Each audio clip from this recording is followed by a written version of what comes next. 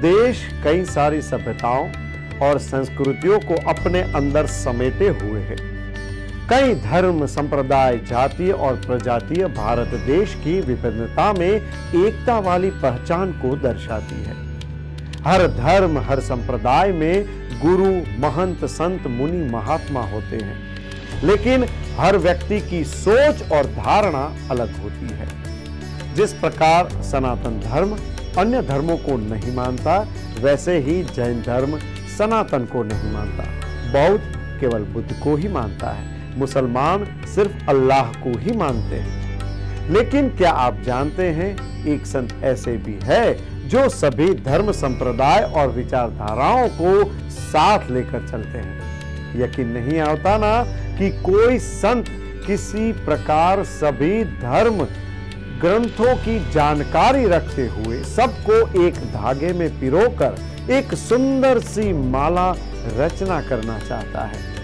जन कल्याण, समाज सेवा और सर्वधर्म समभाव की निराली भावना से ओतप्रोत जैन मुनि निराले बाबा सभी को समान दृष्टि से देखते हैं। वह सभी को एक साथ एक छत के नीचे लाने हेतु प्रयासरत है।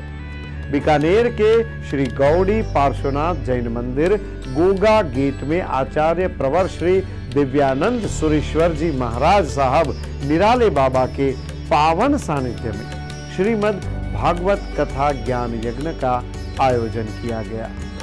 आयोजक समिति जैन महात्मा सभा बीकानेर एवं श्री जैन श्वेतांबर निराला संघ द्वारा किया गया। आयोजन 3 मार्च से 15 मार्च तक चलेगा, जिसमें कलश यात्रा, शिव विवाह की महिमा का बखान किया गया है और साथ ही भगवान लक्ष्मी नारायण की स्थापना को भी पर्व के रूप में आयोजित किया गया। भक्तों और अपार संख्या को दिव्य संत निराले बाबा के श्रीमुख से जैन धर्म और सनातन की महिमा का ज्ञान प्राप्त हुआ है। आज हम राजस्थान के बीकानेर शहर में आए हैं। यहाँ पर पूजा अर्चना की जा रही है। आज शिवरात्रि का पर्व है और आज दूसरा एक महिला दिवस भी है।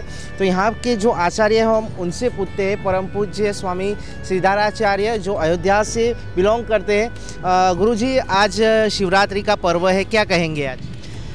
ये पावन पर्व है शिवरात्रि का, और इस दिन कुछ भी काम किया जाए, कोई भी काम किया जाए तो पूर्ण रूप से वो सफल होता है। भगवान शंकर और भवानी के मिलन का रात्र है, श्रद्धा और विश्वास के मिलन की ये रात्रि और दिन है। तो आज के दिन कोई भी ऐसा काम किया जाए तो वो अच्छा होता है, पवित्र माना जाता है।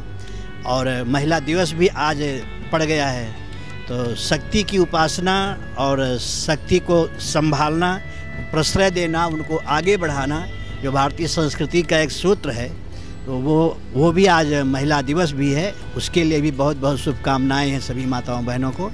और प्रगति करें और देश में आगे बढ़ें, अपना नाम रोशन करें और हिंदुस्तान को एक ऐसे धरातल पर लेकर के जाएं जो विश्व में महिलाओं की जो चर्चा है वो हिंदुस्तान के महिलाओं की सर्वोपरि हो, कि वहाँ की महिलाएं आज कहाँ से कहाँ पहुँच गई। और समर्पण, संस्कार, शिक्षा, चरित्र, ये सब भरपूर मात्रा में मिले महिलाओं में। ये मंगल कामना आज महिला दिवस के ऊपर इन सभी के लिए है।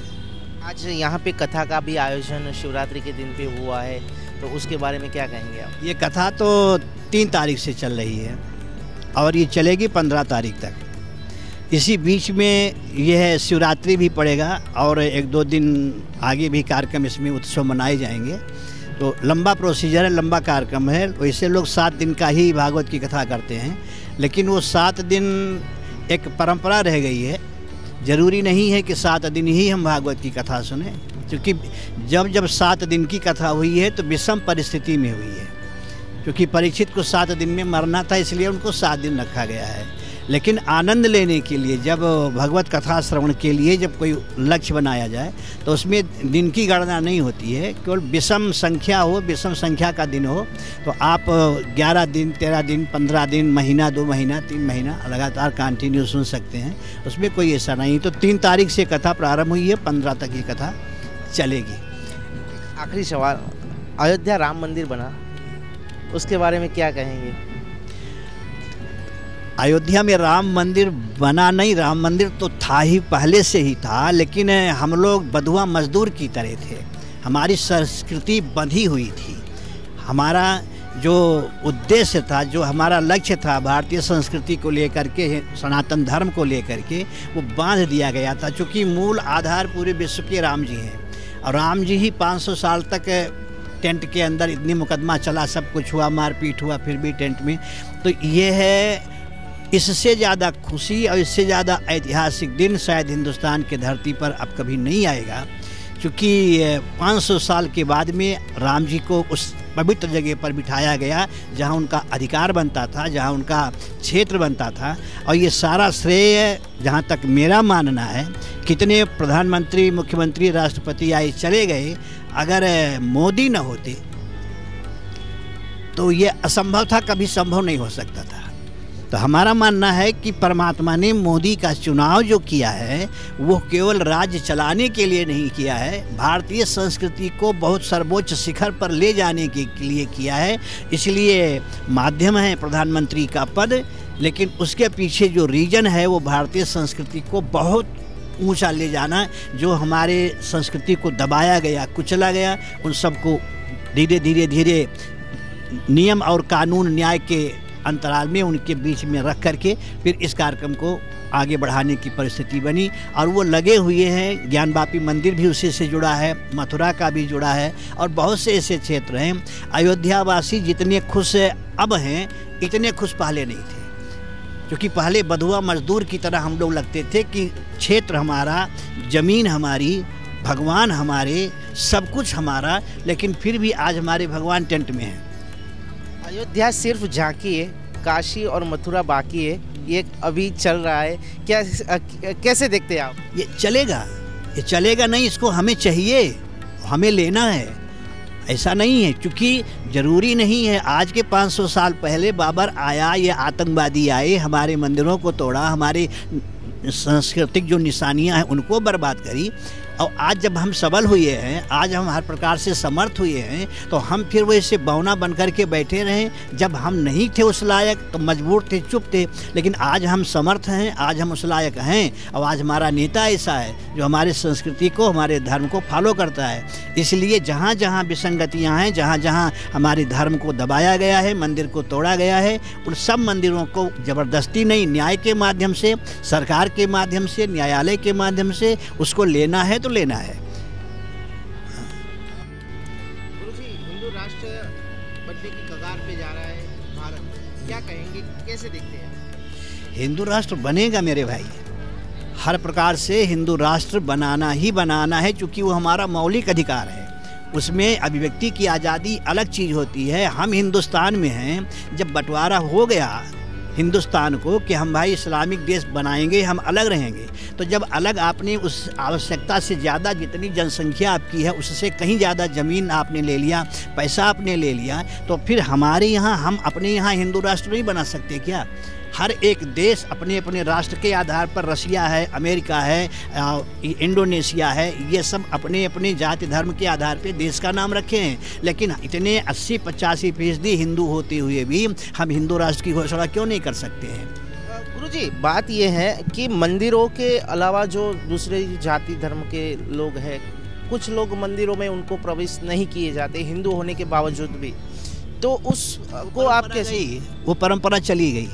ये जातिवादिता और जातवादी जो परंपरा पहले रही कि हम जाट हैं, हम सिख हैं, हम ये हैं, तुम छोटे हो बड़े हो, अगर ये नहीं ख़त्म होगा तो हिंदू राष्ट्र कभी नहीं बन सकता है। और सच में यह है, ब्लड सबके अंदर एक ही है, किसी का बी पॉजिटिव है, किसी का निगेटिव है, किसी का ओ है, सब लोग वही खाते हैं। परमात्मा सबका एक है, खुदा कहो चाहे अल्लाह कहो चाहे राम कहो। किसी मुसलमान से हम पूछना चाहते हैं कि तुम्हारे अल्लाह को हम हिंदी में क्या बोलें? एक मूवी आई थी ओ माई गॉड करके, उसमें दिखाया था, उसमें परेश रावल जी ने किरदार भी निभाया था कि जो मंदिर के बाहर जो भिखारी बैठते हैं उनको मंदिर के अंदर प्रवेश नहीं दिया जाता है, और ये कुछ मंदिरों में हुआ भी है, होता भी है, तो उसको आप कैसे देखते हैं? ये बहुत पुरानी परंपरा रही है, अब वो नहीं है। अब भी कुछ मंदिर में अगर हैं तो उसका एक नियम है, एक सूत्र है। जैसे मान लीजिए हमारे मंदिर का नियम है कि आप अंदर आएंगे तो आप धोती कुर्ता पहन करके आएंगे, ये हमारे मंदिर की परंपरा है।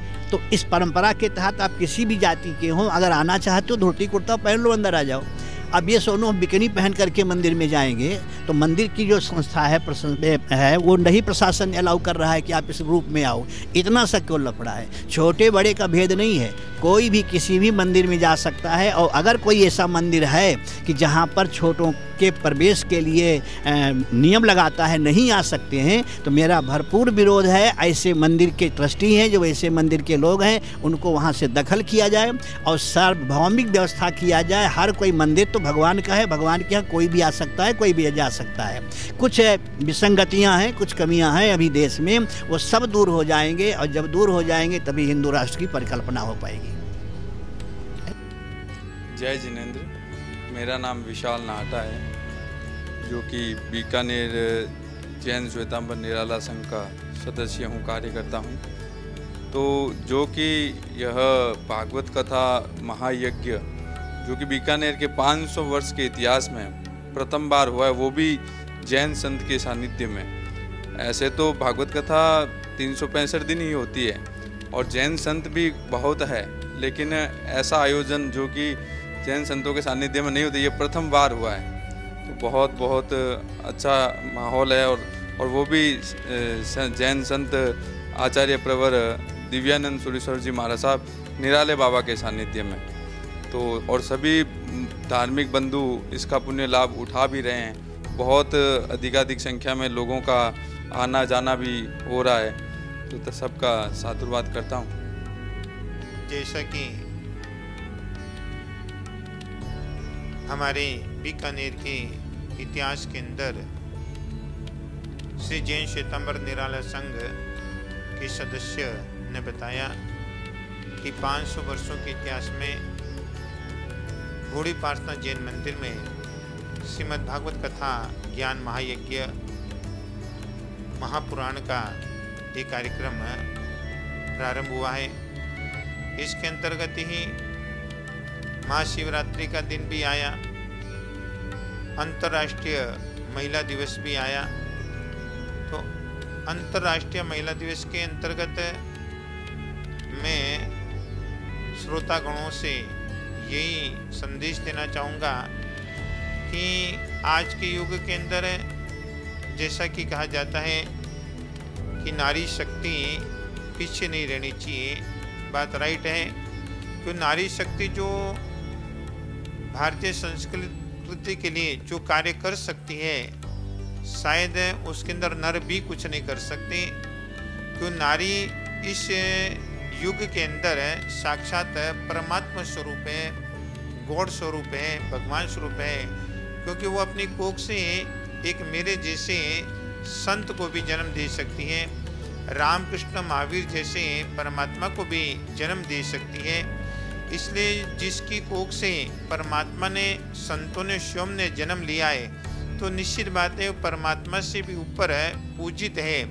इसलिए हमारे शास्त्रों में आता है कि माँ का विकल्प कोई भी नहीं है। पिता का विकल्प फिर भी हो सकता है, लेकिन माँ का विकल्प कोई भी नहीं है। माँ का कोई पर्यायवाची शब्द भी निकालें तो माँ का पर्यायवाची कोई शब्द हमारे शास्त्रों के अंदर देखने को मेरे को नहीं मिला।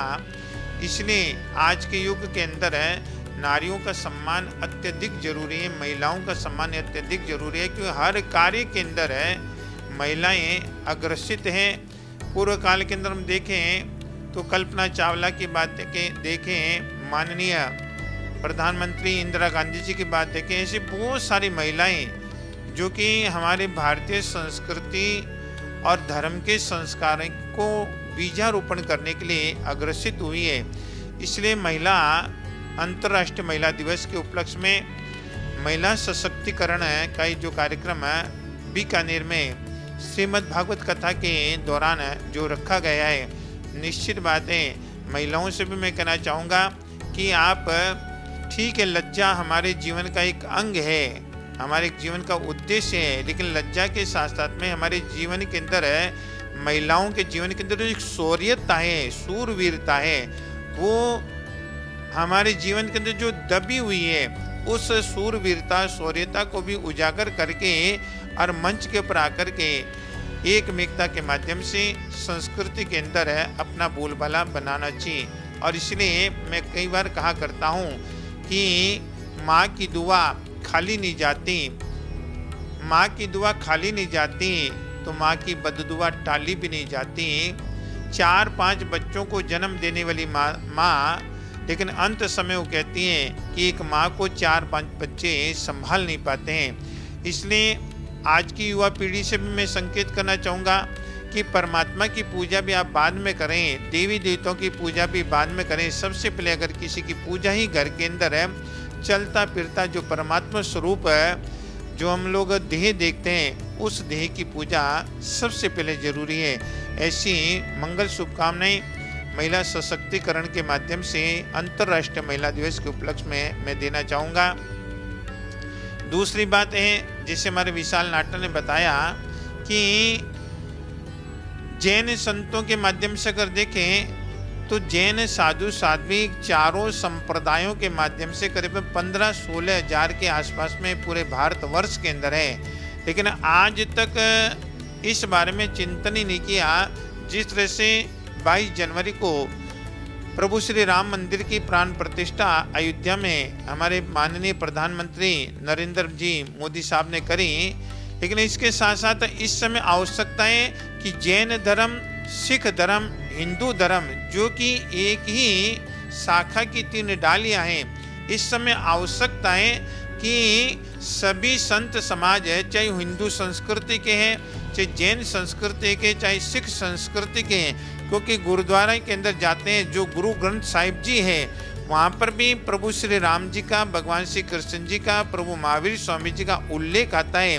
तो जहाँ हिंदू संस्कृति के ग्रंथों की बात अगर देखें, चाहे उसके अंदर राम कथा की बात देखें, श्रीमद् भागवत कथा की बात देखें, श्रीमद् भागवत कथा के अंदर भी महर्षि वेद व्यास जी ने जैन धर्म के प्रथम तीर्थंकर श्री आदिनाथ भगवान जी का विवेचन किया है।